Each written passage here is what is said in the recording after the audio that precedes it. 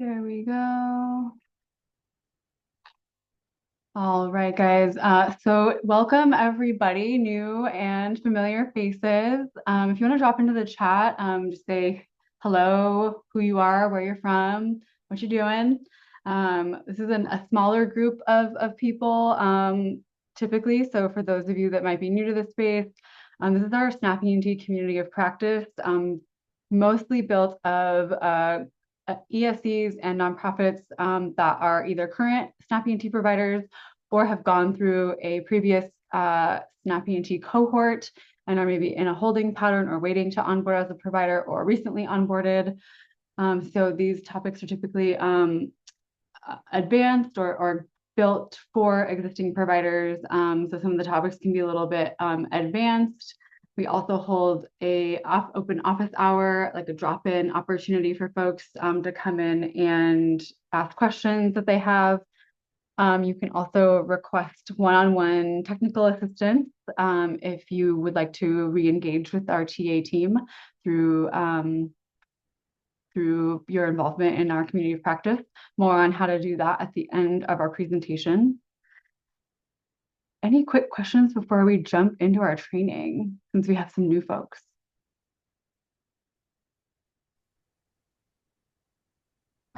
All right, guys. So today we're going to be talking about staff and organization readiness. Our good friends at Center for Employment Opportunities, Riley and Tyree, are here to deliver this for us. So all the things that you need to know before launching into the next program year. If you can believe it, we are in July, and in the SNAP E&T universe, things are moving very quickly. So timing is of the essence in terms of getting this training to you guys so that you can be prepared for the upcoming federal fiscal year. Without further ado, I'm going to turn it over to our good friends Tyree and Riley. Take it away, guys. Hello, everybody. My name is Tyree Swinsky. I know we've done a couple of webinars together, but for the new people, I am the project manager on our strategy and platforms team. I say in simple, my job is to make complex things as easy as possible.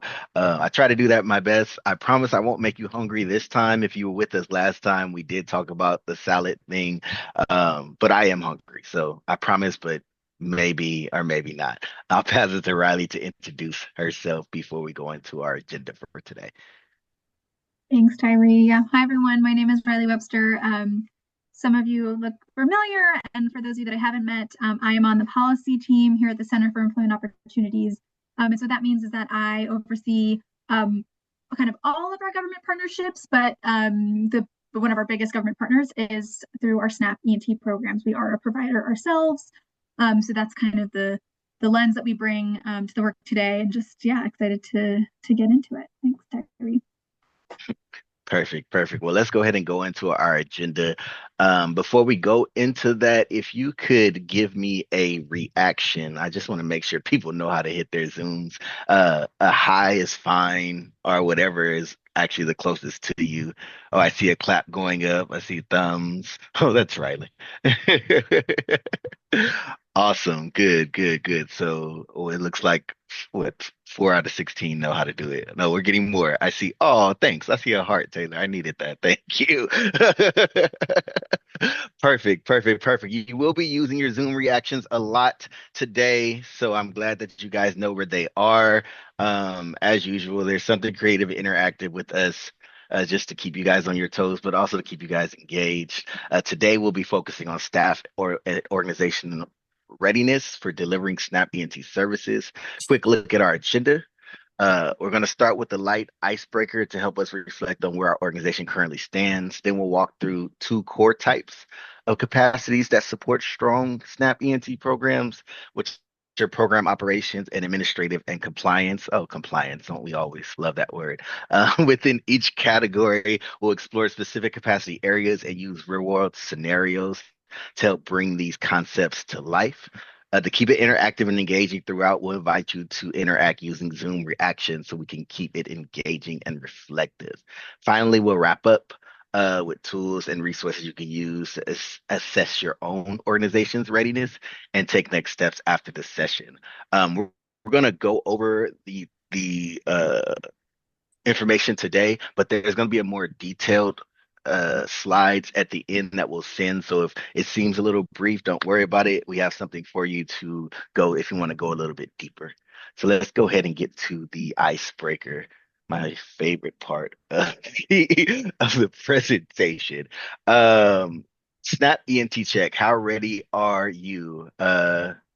So what we're gonna do is have you do a little playful insight, setting the stage for a deeper conversation throughout the sessions. The three Zoom reactions that you need is the clap, which is for yes, the thumb, which is for progress, or the laughing emoji, which is for no. You can translate however you want to. I'm gonna read the section and you can tell me according to your organization, give me a thumbs up for yes, we got this. I'm sorry, give me a clap for yes, we got this. Give me a thumbs up for in process, we're working on it, or laugh for not yet and maybe a little messy. So for your organizations, we have somebody clearly responsible for managing our SNAP E&T work. New staffs are trained on SNAP E&T basics when they start. Our team knows who handles data, case notes, and physical records. Give me a clap for yes, thumbs up for in process, a laughing emoji for no. And this is a judgment-free zone. We listen and we don't judge, as they say. Awesome, awesome, awesome. All right, next one. We've mapped out how participants move through our SNAP E&T program. We offer at least one allowable E&T service. Hopefully, that's most people in here if you're approved partner. We know how to determine if someone is E&T eligible. Give me hand clap for yes, thumbs up for in process, or laughing emoji for no. Okay, we got a few thumbs up. A few people. I love the laughing emoji. I wanted to see one, just at least one, before we get. Awesome. We got it. We're still awake. I love this. All right, the next one in data and documentation. We have a system to track services, outcomes, and participation. Our documentation would hold up in an audit, or at least we think so. Our case managers and data folks talk to each other regularly. Give me a clap for yes, thumbs up for in process, laughing emoji for no. Again, judgment free zone. Wherever you fall, it's just kind of to get our hi Calvin. It's kind of just to get our things rolling. Next one, fiscal is strategic. Our finance team understands SNAP E&T reimbursement process. We can back up our invoices with time slash effort and expenditure reports. Our leadership is excited about our least support SNAP E&T. Thank you for the laughing emoji. I love it. All right, we got a few yeses, few in process, and a couple of no's, which is okay. That's where we're starting at. Riley is definitely going to get us right by the end of the what's the name? Is there any feedback that people want to say, which you don't have to right now if you don't want to talk directly about your organization, but we will be talking a little bit later, and I want to give the chance if anyone had any statements to say right now. I'll give like the 10-second thing and then we'll go into it just to save time.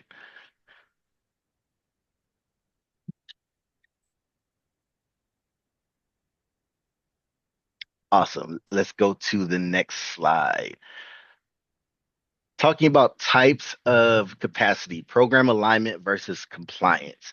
Program capacity is about running the day-to-day people and systems. Compliance capacity is about proving it was done right through documentation, reporting, and audit readiness.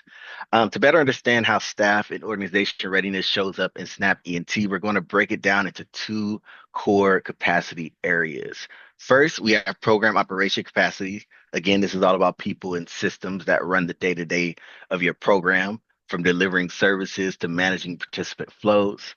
As a former program delivery staff myself, this is kind of my sweet spot. Then we have administrative and compliance capacity. This focuses on internal structures that ensure everything is tracked, documented, reported, and aligned with SNAP E&T regulations. Compliance, everyone's favorite words. Basically, how we prove we did what we said to do. This is Riley's sweet spot from our policy team who will deliver on this section as well. So we think of it like this: program equals people plus, plus systems. Compliance equals documentations plus accountability.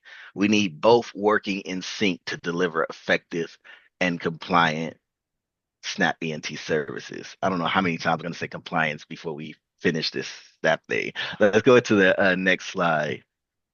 That was just a brief overview of what we're talking about today.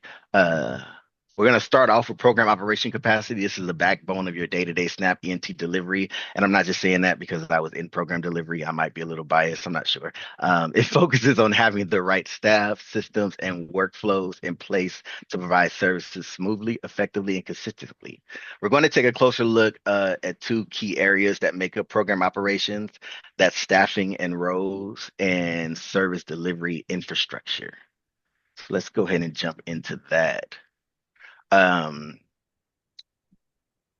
on the left side, you'll see staffing roles. When we're talking about staffing roles, this includes making sure your team has, number one, role clarities, clearly defined responsibilities. They know what they're supposed to be doing, especially when it comes to SNAP E&T. Number two, training and knowledge. When you train your staff on the SNAP E&T rules, services, and compliances, the right training to do their jobs well. And then number three, support and supervision, ongoing support and supervision to keep things on track. On the right side, you'll see that we have service delivery infrastructure, which focuses on service alignment, making sure your services align with SNAP E&T requirement, which you all did when you first applied for it. But making sure if you change anything, it still directly connects to the component that you are eligible for. Training and knowledge again, communicating clearly with participants about what to expect, and then supporting supervision again, ensuring delivery is consistent regardless of who's providing the service. Together, these two areas help build a SNAP E&T program that is both reliable and participant centered. Support and supervision, of course, are in both staffing roles and service delivery, but both have different focuses, as it's noted on there. In staffing roles, support and supervision is focused on staff development, onboarding, coaching, and feedback loops to help individuals succeed in their specific roles. It supports people management, confidence building, and performance. But in service delivery infrastructure, support and supervision is more about programmatic oversight, ensuring that services are being delivered consistently, compliantly, goodness, and aligned with SNAP E&T expectations. It supports quality control, fidelity to program design, and daily service delivery standards. In other words, as the name suggests, in staffing roles, support and supervision support staff, while in service delivery, support and supervision support service delivery. Moving on to the next slide, it's time to get into some interaction. I'm going to read the scenario and I want you to quickly assess what capacity area you would address first. So you are now in charge of how to handle capacity issues. The scenario is your organization was just approved to become a new SNAP E&T third-party provider. A new case manager is unsure about their responsibilities and who tracks what. Meanwhile, participants in job readiness workshops don't realize they're enrolled in SNAP E&T, and staff aren't sure how to document participations in E&T services. So we're going to look at this from two lenses. We're going to look at it from staffing and role capacity, and in the next slide, we'll look at it from service delivery infrastructure. Hopefully, you guys still have those Zoom reactions ready. If you were dealing with this issue, which area would you address first? If it's role clarity, do the claps. If it's training and knowledge, do the thumbs up. If it's support and supervision, you can do the laughing emoji. So if you were dealing with this, which one would you address first? All right, cool. I see a couple. Now I have to remember who said it. Oh, good. You guys are still there. This is good. This is good. And while we're doing that, Taylor, because we work in our one-on-ones together, so I know you. Do you mind coming off of mute and talking about why you chose that key area to start on first? Sure. So I chose role clarity, just because I feel like it's really important for the staff to understand what their role and responsibility is before you can provide them the relevant training and knowledge to carry out their role. So that's why I chose that. And then once they have clarity on their role and they have the training, then they can support the program more effectively. I love that. Thank you. Who else wants to come off mute so Taylor's not the only one that spoke? What about Carissa? Carissa, would you like to come off of mute and talk about what you chose? Sure. I think it's the training and knowledge, just because I feel like if everyone kind of has an idea of what we're doing, then it makes it easier for someone coming in to understand. Um, but all of them kind of make sense in their own ways, so it's a little like a trick question almost. I love that. And we'll talk about that too. Did anyone else pick support and supervision to deal with first? Did I see any laughing emojis? I don't remember. Would anyone pick support and supervision first?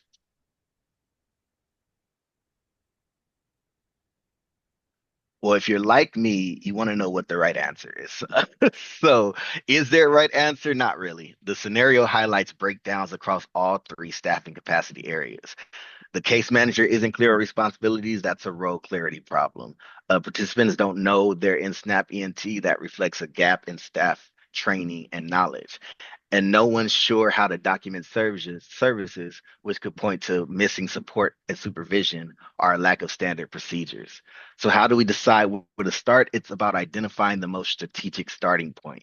Maybe the first thing is getting the case manager trained, or maybe it's clarifying roles so everyone stops stepping on each other's toes. Either way, the real skill here is learning to pause, scan the situation, and ask, what is the foundational capacity issue underneath this challenge?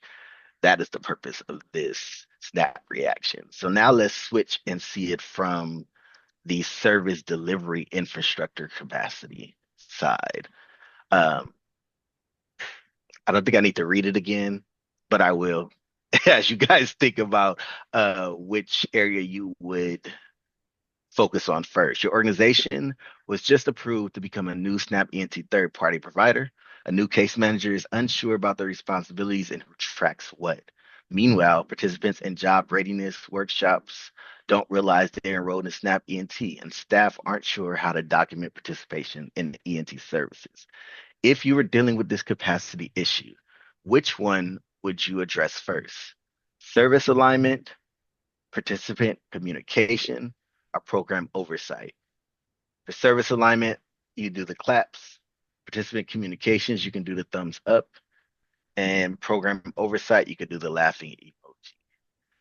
If you were dealing with this capacity issue, which one would you address first?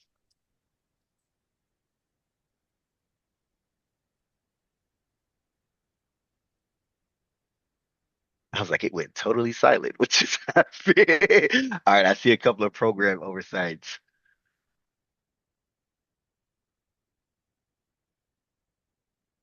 What else? What else? What else?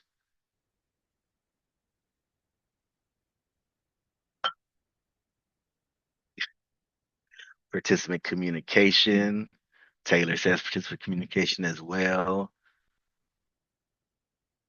So it looks like we have four people still. I know Patrick and Calvin are still here because I still see their pictures. And they smile, so I know you can hear me. That's great. Tamara, are you laughing at me or is it program oversight? I'm not sure. So I'm going to put myself out there for you, Tyree, because I've been clicking on the little pictures next to the top where it says, I've been clicking on those for my emotions. So I'm going to put it out there that yes, I'm an old man with technology struggles, and I'm clicking and I'm not seeing anything. I'm like, dang, what's going on? Duh. So, Calvin, you're probably not the only one, but thank you for being and I'm like, what is going on? I'm clicking it. I love it. I Okay. love it. Calvin, which one did you click? Well, participant communication. Did you Thumbs up. So. And can you give us why you would pick that?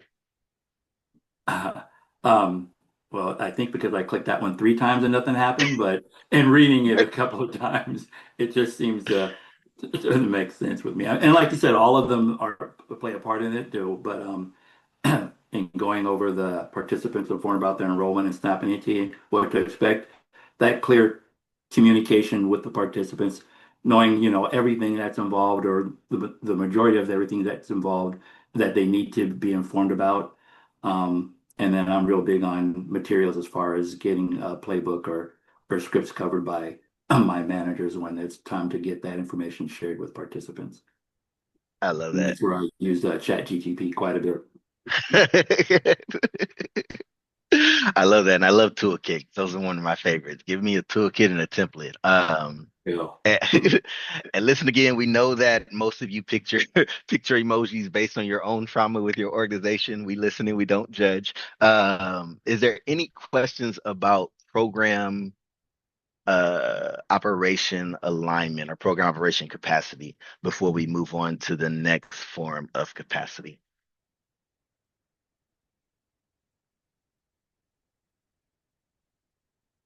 Feel free if you do have more questions, you can set to ask in the chat or your TA person. I'm going to pass it over to Riley. You guys have been amazing. Thank you. Thanks, Tyree. So the next piece we want to talk about is building administrative and compliance capacity. So whether you are already a SNAP E&T provider or looking to become one, these are kind of the building blocks that we add on top of what you all are already doing as a program, the services you are already providing, the staff you already have to provide them. This administrative and compliance capacity is really kind of the extra piece on top that really supports a strong, sustainable E&T operation. Next slide, please. Yeah, so at its core, administrative and compliance capacity is about being able to deliver SNAP E&T services effectively. So it's what kind of Terry went over, but that they're documented properly and aligned with federal and state requirements for reporting and reimbursement. And to do that, programs need strong infrastructure. They need kind of the systems for tracking all of that, the documentation to back that data up. Again, this is Tyree already spoke about this a lot, but staff training on how to use those data tracking systems, and fiscal management. So we'll talk a little bit about those kind of key elements of that administrative and compliance infrastructure. So first, let's chat about data and documentation. So as a SNAP E&T provider, you need to be able to track the services, E&T services that you're delivering, participant engagement in those services, and some of the program outcomes that your state or county kind of require you to report back to them. So yes, first, we want to be able to report what the state and county asks of us, of course, to be in compliance.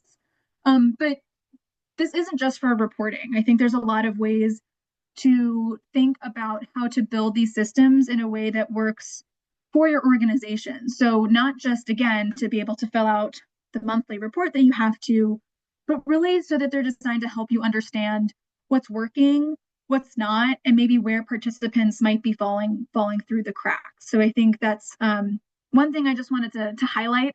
I always get the administrative and compliance piece as a policy person, but really want to encourage folks to think about how can we build these systems so that, yes, they meet the compliance requirements, but also that so they're useful for us as an organization to be able to make sure folks are really moving through our SNAP E&T services in a timely manner, and that we're not kind of missing folks along the way.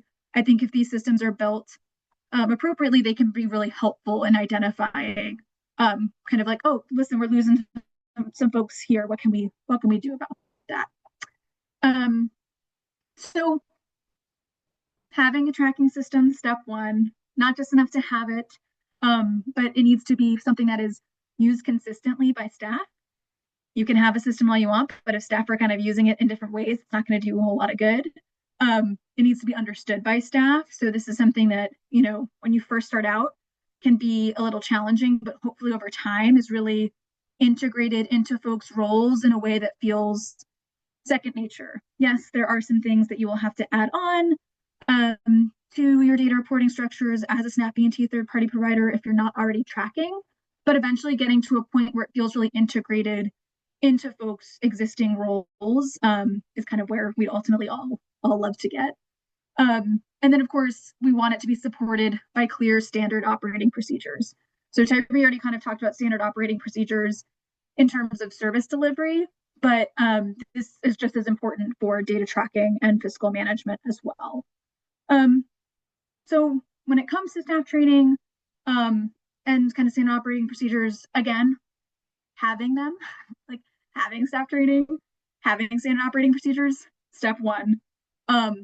But we want to make sure that they're used and updated regularly. So I think sometimes what can happen is it might be integrated into onboarding, which is great, right? That's step one. We want to make sure that people understand their roles, but that might be it. And so we want to make sure that the staff training and going over standard operating procedures is something that's an ongoing part of your organization. Again, we want to get to a point where it becomes really integrated and second nature. That's going to take kind of multiple reminders along the way. And so making sure that that's something that's built in, I think goes a long way in getting to that place where tracking these things, using these systems feels second nature. And then when it's something that's integrated in a more regular cadence, helps a lot with staff turnover, right? I think I can share from, I've worked in nonprofits for a while. I think many of us have been in the situation, I guess I'll speak for myself, where there's one person that knows that one thing. And then if they leave, you want to be in a position where you can really easily translate and folks know what that person was doing, how to keep it going. Standard operating procedures go a long way in making sure that that transition can happen kind of seamlessly. So I think the standard operating procedures, making sure staff are trained on them, that's kind of your first layer of quality control. And then the second layer that you can add on top of that is doing regular file reviews. So reviewing your documentation on a regular basis, setting up a routine process to check, are we tracking everything we're supposed to? Are our participant case files complete? Are services being accurately documented? Are the outcomes being captured? Again, this can help catch issues early. So if you're seeing, something, if you're doing these regular file reviews, you're able to catch, oh, you know what, this one thing we're seeing can actually, we need some staff training on this. So kind of going back to what Tyree was talking about, making sure that your data systems are up to date and being tracked and reviewed can help flag issues that are coming up that you can then build into an ongoing staff training. I think it's also a great way to prepare for those audits, management evaluations that come down, as part of a SNAP E&T provider. It is a government grant. And so there's some degree of, review that the state or county might do. And so building in a process where you are reviewing your internal documentation regularly, I think just puts you in a really great position, again, to catch issues, but also kind of prepare for some of those audit requirements. And the other thing I'll flag with regular file reviews is I think if you start to see consistent issues that aren't necessarily, they're not always internal, right? There are some things that come up where you're going, these folks really should have been eligible for SNAP E&T, and we're seeing that they're kind of routinely, there's something going on maybe with their communication with our state or county partner. Having this data tracking and the regular reviews, I think can bring up areas that you can then raise with your state or county partner if you're seeing something that seems to be, this isn't an internal staffing training, but it's something about our communication with the state or county agency. Having the data to bring to those conversations where you're saying like, hey, listen, we're seeing this kind of disconnect, and you're able to bring that data to that conversation, it's going to go a long way in trying to get to a resolution together. So that's kind of all things data documentation. I'm going to shift over for a second to talk about kind of fiscal and strategic readiness. If your systems aren't ready to support that kind of cost reimbursement structure, it can just make your life really difficult. So there are a couple of key components we want to think about: that staff understand the reimbursement rules and allowable costs. There's systems for accurate expense documentation, and clear internal controls for documenting those expenses, collecting the documentation needed, and submitting those expenses to the state or county agency. One of the biggest kind of often is a large kind of expense item for SNAP E&T third-party providers, and may not always be the clearest to back up staff time, right? So if you're purchasing supplies, there's a receipt for that that's a little bit more straightforward.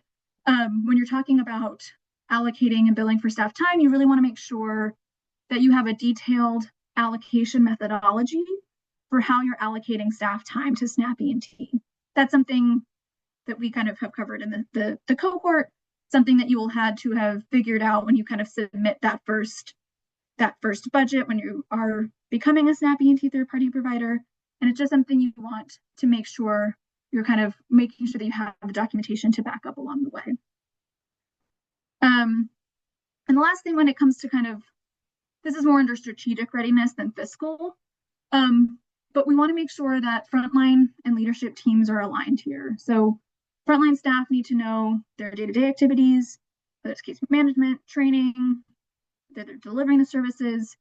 It's really helpful to know how those day-to-day activities connect to the program's kind of broader goals when it comes to SNAP E&T.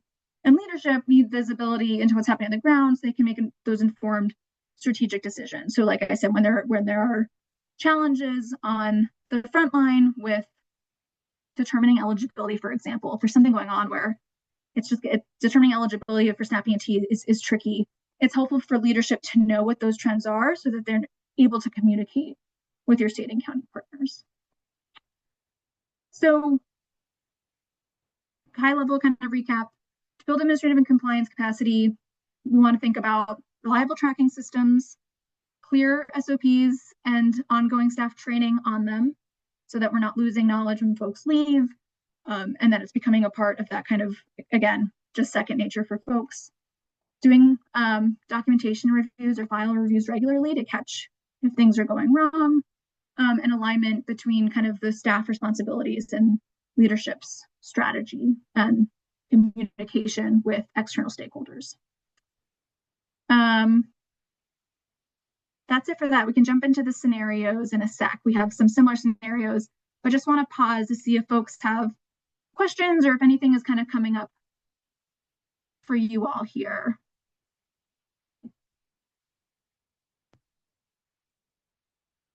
Cool. Let's jump into scenarios. So yeah, let's look at this scenario. Again, we'll look at it from two kind of lenses. We'll start with the data and documentation lens. So this is one of those things where things are going wrong, right? You receive notice that your SNAP E&T invoices are being rejected due to incomplete backup documentation. You're seeing that some case notes are inconsistent. And the finance team has all of their information, but they're not quite sure how to tie it to the allowable SNAP E&T costs. And then leadership is unclear on some of the SNAP E&T compliance rules.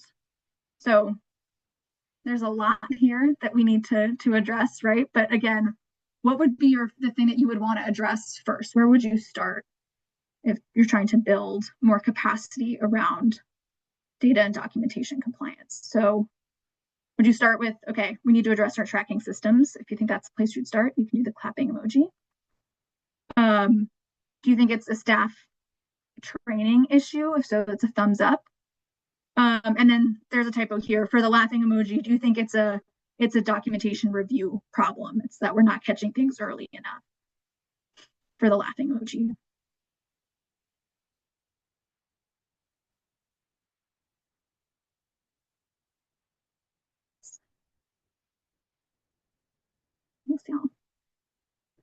Can I ask folks that selected the laughing emoji? So for, again, kind of there's a review process in place to talk about why you selected that or kind of the importance of that. I think Patrick selected the laughing emoji, if I'm going to call someone. Hi. Yeah, so staff accuracy and training, I would go with that. It's going to eliminate any issues you have with incomplete invoices rejected due to incomplete documentation. As long as everyone, so we do apricot system and CATS for the county. As long as we have standardized kind of sentences in our services, we're checking off the services. You know, we have redundancies. We have an employment coordinator as well as a Jesuit volunteer that does the attendance. So if that stuff's in place, you're going to get reimbursed for everything that you submit. And we double check it all randomly by doing the actual SNAP audits with the checkoff boxes. You know, we have our accounting department or CFO or any random staff member pick a client out of Apricot. We pull that client out and we go down every box and make sure that everything's checked that they would need in that file for 7 years. So it's pretty easy once that system's in place. That's awesome. Thanks. Yeah, Patrick, thanks for sharing kind of like how your best practices for doing that. Are there any other folks who would mind sharing kind of your best practices for if you have had, you know, there's been some back and forth on invoices, or if you're lucky enough where that hasn't been the case, kind of how you've gotten to the place where you're just submitting them and you're getting them approved. Any other best practices folks would love to share? I'd love to hear them.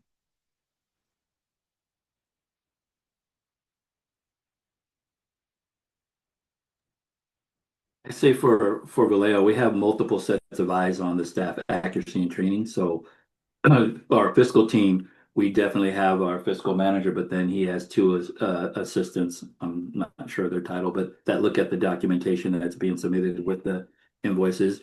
And then I, as the program manager, go over with my staff before I submit it. So we've got multiple sets of eyes on.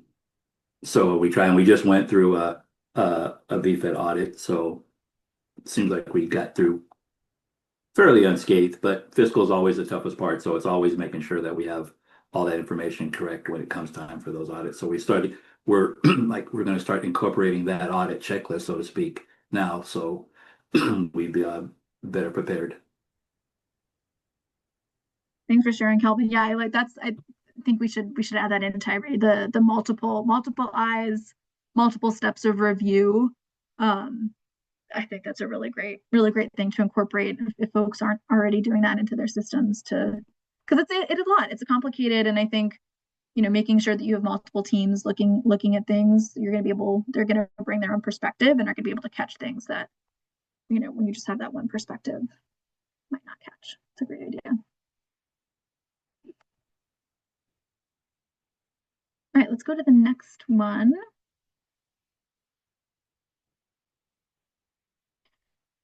So again, this is the same scenario, but more from the fiscal side. Let's think about like reimbursement, allowable costs, all of that. So again, I won't read it all in depth, but you're having some back and forth on the invoices, and you're noticing that some of the staff are kind of taking case notes, and the way that they're reporting them is slightly different across staff.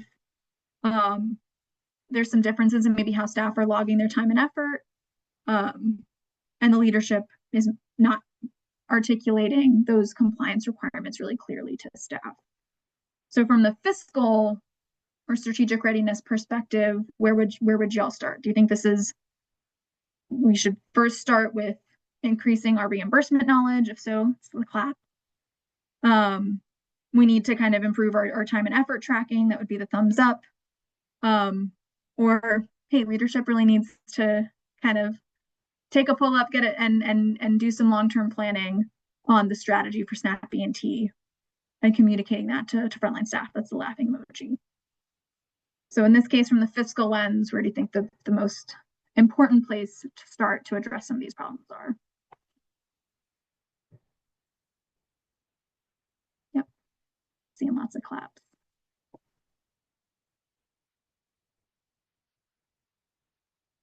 Olga, can I ask you to share about, you're thinking we really got the reimbursement knowledge, that's where we got to start?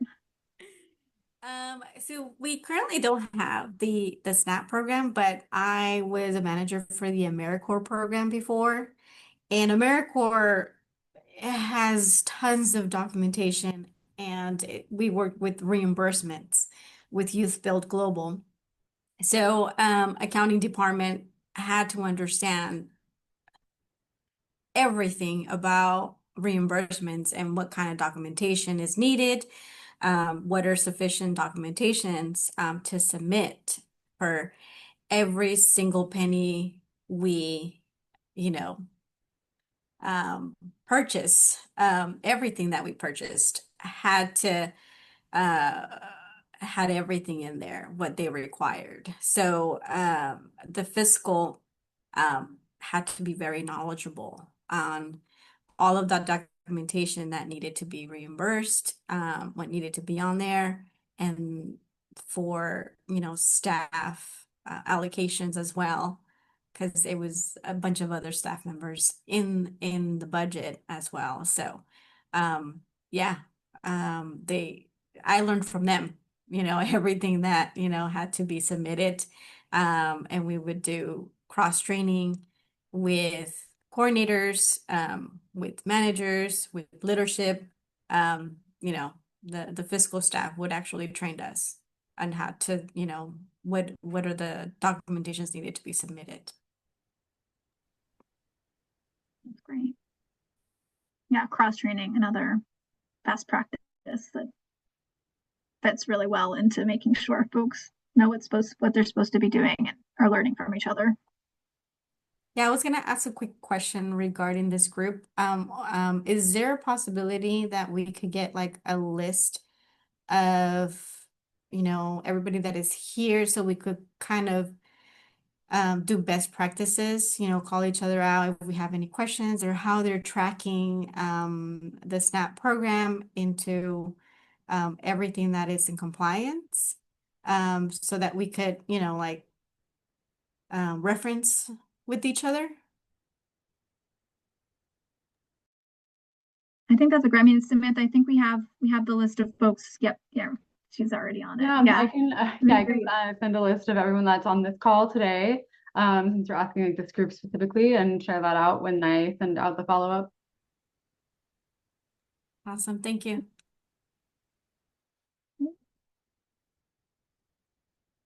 And I apologize, the emojis go fast, but if there's anyone that selected kind of time and effort tracking, or if folks just have some best practices around staff time and billing for staff time that they'd like to share. I didn't want to move past that if there's anything helpful there, or if folks have any questions, because I know that can be a tricky piece. Hello, good afternoon. My name is Renee Jimenez with the San Gabriel Valley Conservation Corps. Currently driving, otherwise I'd be on camera, but we're just about to kick off our SULA program, actually. So I hope our plans, work out. But as of now, we have a few things planned out. And to answer your question, I think the third thing will be relevant to your staff time allocation. So the first thing we're going to do is, we created a work breakdown structure outlining every step of the way and which staff member is assigned to that specific task. That is going to be like more of a reference. And then I'm in the process of creating a flow chart for various aspects that will kind of guide the team as a refresher, or just a quick check with like just little checklists. I think I can imagine the supportive services, documentation requirements being a part of the flow chart. Real simple, easy to look at. Those are the main two things. And then I think what we can do on our end to track time perhaps would be through detailed calendar invites. So if we have a calendar invite, and it would have the task with a quick breakdown of the subtasks for that task. And then it would be allocated depending on how long it took that staff member. So that way, by the end of the week, Google Calendar has this neat feature where you can kind of color coordinate your tasks on your calendar. So we have yet to try it. I think we're just trying to be really intentional with how we start and our plan is to start slow, change as we go. If things don't work, let's fix them. If they work, great. But yeah, that's just my 2 cents. And I did want to ask if anyone has a flow chart. I've seen a few of them kind of outlining specific components, but just wondering if anybody has a flow chart outlining the entire SULA program for their organization.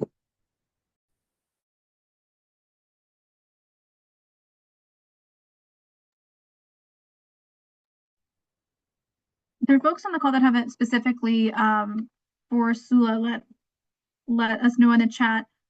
We do have some more general tools that we can share. So if there's anything specific, this actually leads very nicely into our next slide, which kind of lists all of the tools that we can share. But before we do that, Samantha, anything specific to LA? I know we've talked about that in the past. Not like a full like checklist flow. I think that gap analysis tool that we've been using, Renee, for LA County specifically, is like as close as we have right now. I know Nick's on the call, Nick and Dina. That's the tool that comes to mind. That's the closest to what you're speaking to, but that's a great idea. Interested to see if like any of the tools and resources that Riley's about to share maybe resonate with you, Renee. So we can also follow up in our call later this week. Sounds great. Thanks, Samantha. I'll pass it back to Tyree.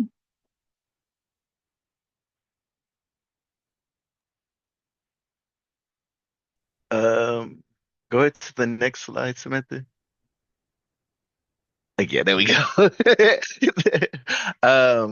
So we wanted to do a capacity assessment toolkit for you all. It'll be sent in the follow-up email. It's basically a way to assess your organization in these areas that we talked about. And then based on that assessment, there's resources available to you that have been made throughout our I guess our TA journey by our TA partners as well as by us as in that aspect. Kind of a reminder, because I know that we always get emails of things and sometimes we forget what's available to us, but RedF has done a great job at creating a library of resources that helps us improve. And sometimes it's just good to go back into those areas. So as we wrap up, we want to leave you with these tools. This will get emailed to you. The basic goal of it is to strengthen your organizational capacity and we know that it's not a one-time activity, but an ongoing journey. You'll find the hyperlinked assessment toolkit right there. This will be your chance to go back and reflect on your own organization in your own time. This toolkit includes reflective prompts for each capacity area and links you directly to relevant resources if your score is low in that area.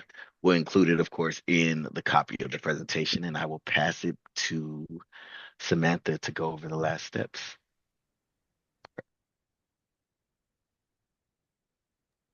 Thank you, Tyree. So yes, they will in the follow-up email, I will include a link to that toolkit. It will also be posted on our landing page, which is linked here. If you have not seen it, I will link it again in the follow-up email. Essentially, let's see if I exit out of this and show you all really quickly for those who may have not seen it. Just give me 1 second to pull this over.